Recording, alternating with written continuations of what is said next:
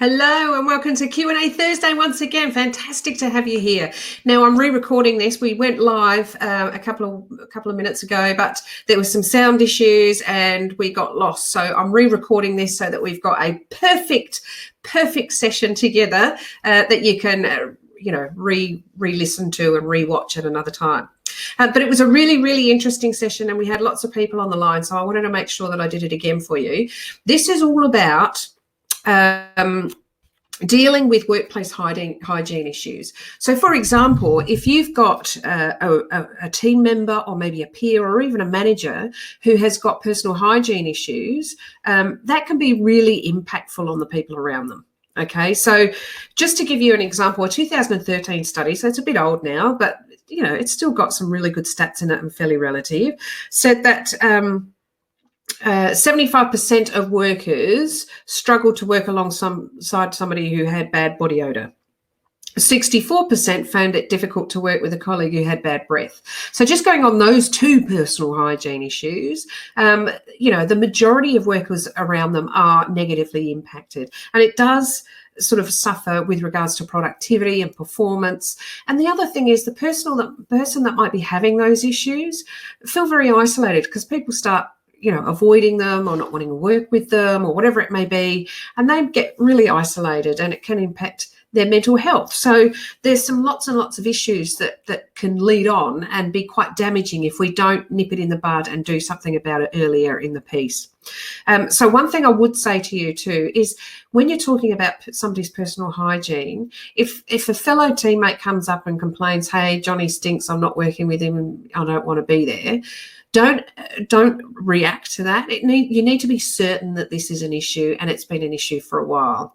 Okay, it can't be that somebody got wasted last night and then they came into work and didn't have time for a shower, so they're a bit stinky today. That's a once-off. Okay, so that's not something that has to have quite a different conversation. Maybe that's a different conversation with regards to maybe you should have taken a sickie today or whatever. But when we're talking about personal hygiene and you want somebody to change their personal hygiene habits, this has to be something that you've investigated yourself and you realise that there's been an issue there and it's been there for a little while. So these are the things that we're going to talk about today. So I'm going to share my screen with you and we're going to have a bit of a chat about what that can look like.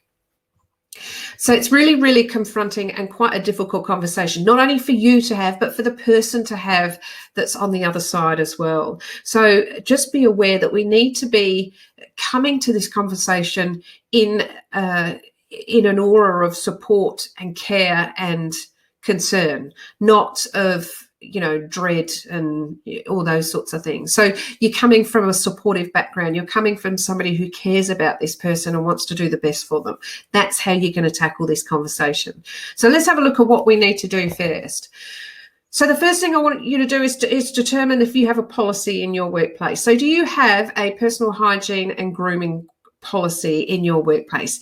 If the answer is no, then what I would suggest is it time to go and speak to your HR manager and say, we either need one or we need to, sort one out, because we need to have clear expectations in the workplace that what is our minimum standard with regards to personal hygiene and grooming. So it might be how you wear your uniform, it might be clean shaven, it might be to do with makeup, nail polish, jewelry, it might, all sorts of things. So if you don't have one, then it's time for our HR or people and culture type people to sort of try and draft one up. And there's lots and lots of examples online that they can pull from. If you do have one, then I would suggest you print it off or you download it and you have a bit of a read of it yourself. Okay, just make sure that you are understanding of what the minimum standard is in your workplace with regards to personal hygiene and grooming for your people. So just make sure that you're aware of it and you know that it's there. The other thing that you need to do is understand your workers' rights. So get some help from HR as well with regards to understanding their rights.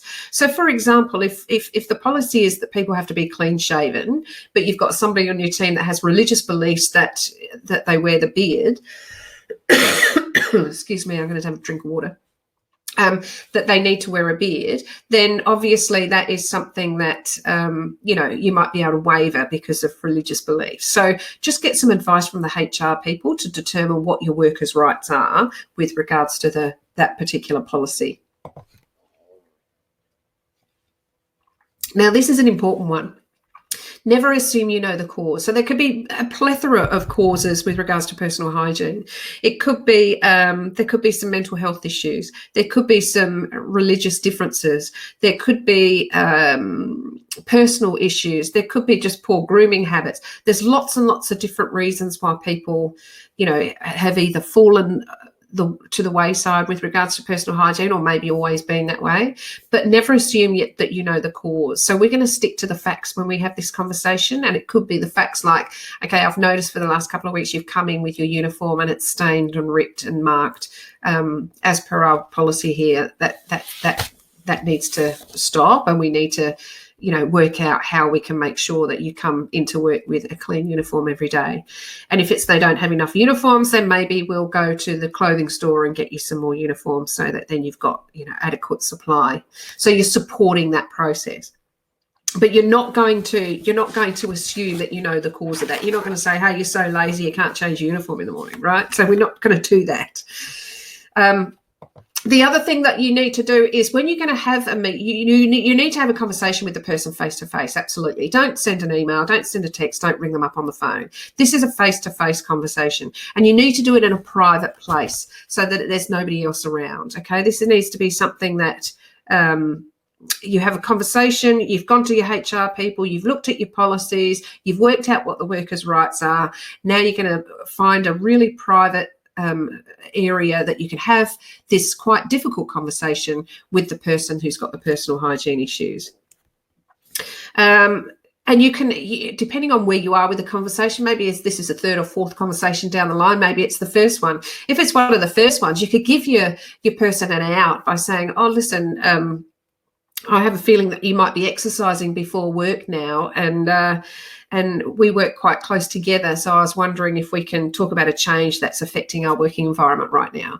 So this is like for a peer. So if, your peer that works in the same office as you and it's quite a confined space and they've decided they want to ride their bike to work because they want to get a bit fitter, well, that's all well and good, and you want to encourage and support that, but you also want to let them know that sitting around in their bicycle clothes until 10 a.m.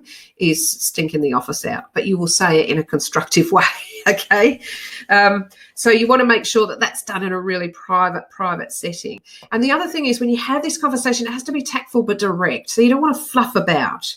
You've got to be careful with the terms that you use. Don't use the word stink or offensive or anything like that becomes emotive.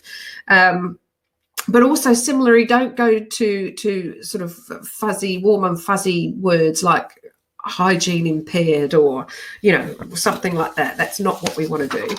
You want to share your good intentions. So you're going to come into the conversation. You don't want them to feel like they're being attacked or being blamed, okay? You want them to feel safe about discussing the issue. So make it clear that you've got their best interest in mind. So, hey, I wonder if I can talk to you about something. It'll help me out and help you out. And it's not a huge deal, but I think it's really worth mentioning. So, excuse me. So what you're saying is this hasn't been going on forever. It's not causing huge amounts of grief. No, hundreds of other people aren't talking about it. It's just nice and recent, and it's just an issue that you want to address with them in a nice, friendly, supportive way. The other thing that you want to do is you want to give them the opportunity to speak. So this is where the team member or peer or manager or whoever you're speaking to might have the opportunity to tell you why this is happening. Maybe they can then confide in you that, their partner's walked out a couple of weeks ago and they're really struggling, or maybe there is a religious grounds of what they're doing.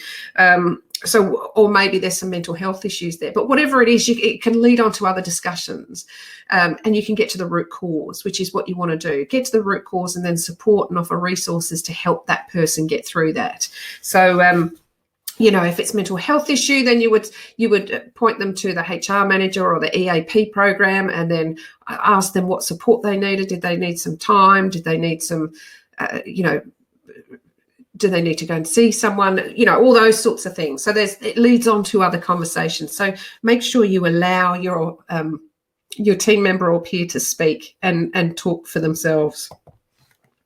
And the last but not least is when you've had that conversation, make sure you have some actions agreed. So it'd be something like, okay, Johnny, so we've decided then, as of Friday, you're going to go pick up those 2 new uniforms from the clothing store. And then as of Monday, we're going to have a new clean uniform on every day that doesn't have any rips, stains or marks on them. And hopefully those 2 uniforms will help in doing that. And then you would make sure that that's all documented down and the actions agreed and the timelines and all that sort of stuff. And the reason you're doing that is because if it comes up again, if Johnny comes in a couple of weeks later with another crappy uniform on and that starts to slip back to the way it was, then you need to start moving down more of a disciplinary line in some instances. All right, so I hope that helped. It's a really sticky situation to be in, but I know that you will be okay.